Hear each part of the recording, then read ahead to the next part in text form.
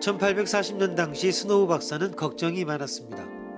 또 한 번 급성 콜레라가 런던을 휩쓸었기 때문입니다. 콜레라는 치명적일 뿐만 아니라 정말 수수께끼 같은 질병이었습니다. 갑자기 도시 전역을 휩쓸고 수천 명의 사람들을 사망에 이르게 한 뒤 감쪽같이 사라지는 것이었습니다. 스노우 박사는 다음 차례 콜레라 발병을 막기 위해 이 질병의 원인 규명이 중요하다는 것을 깨달았습니다.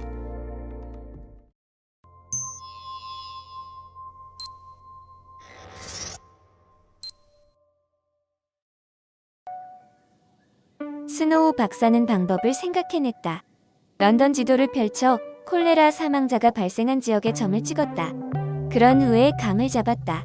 브로드 거리의 물 펌프와 콜레라 사망자 간의 긴밀한 연관성이 있었다. 스노우 박사는 물 펌프와는 좀 많이 떨어진 곳에서 콜레라 사망자가 한 명 나왔음을 발견하고 사망자의 유족을 찾아갔다.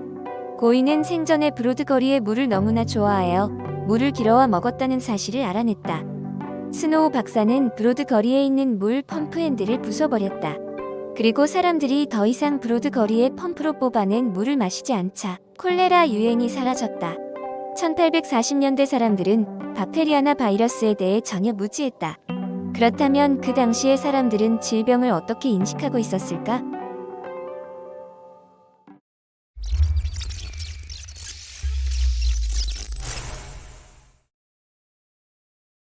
(1840년대) 의사들은 이 병의 원인을 알지 못했습니다. 박테리아나 바이러스가 뭔지 몰랐기 때문에 왜 일부는 감염되고 일부는 그렇지 않은지에 대해 파악하는 데 골치를 앓았습니다. 스노우 박사가 혼란스러워했던 것도 역시 너무나 당연합니다.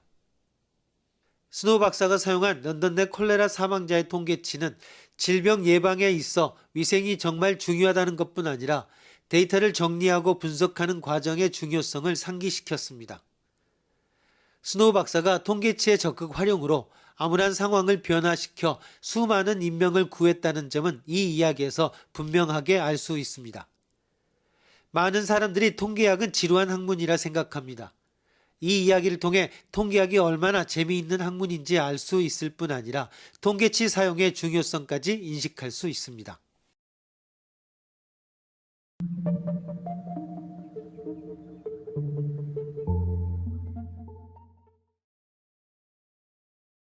수학과 통계의 중요성을 보여주는 사례가 또 있습니다. 일리아는 가요계의 신성으로 떠오르며 많은 인기를 가수였습니다. 2001년 8월 일리아는 뮤직비디오 촬영으로 바하마에 머물렀습니다. 촬영이 끝나고 일리아 외 8명의 승객을 태운 플로리다 마이애미행 경비행기는 이륙한 지 얼마 되지도 않아 상공에서 추락하여 탑승자 전원이 사망했습니다. 사고 발생 당시 이 사고에는 기술적인 결함 외에도 다른 이유가 있다는 의문이 제기되었습니다. 이륙 전 경비행기 조종사는 승객들에게 기내 짐이 너무 많이 실렸으니 짐을 조금 줄여달라고 부탁했습니다. 하지만 승객들은 단 하나의 짐도 내리지 않았고 조종사는 적재 중량이 초과된 채로 이륙할 수밖에 없었습니다. 이 경비행기는 세스나기 402B편으로 총 6명에서 8명의 승객을 태울 수 있었으며 비행기가 이륙할 수 있는 최대 허용 중량은 2,858kg이었습니다. 비행기 자체 중량과 자석을 합쳐 1,860kg이었으니 승객과 짐, 연료를 합한 무게는 998kg 미만이어야 했습니다. 그런데 연료가 363kg이었고 짐은 260kg이었습니다.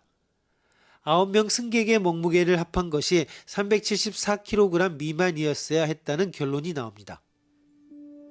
비행기 중량, 연료, 짐과 승객의 무게를 모두 계산해 보았을 때 이 경비행기는 적어도 실제 허용 중량보다 317kg을 초과했다는 것을 알 수 있습니다. 중량 초과로 비행기는 공중에서 뜰 수조차 없었고 공항에서 멀지 않은 곳에서 추락해 버렸습니다.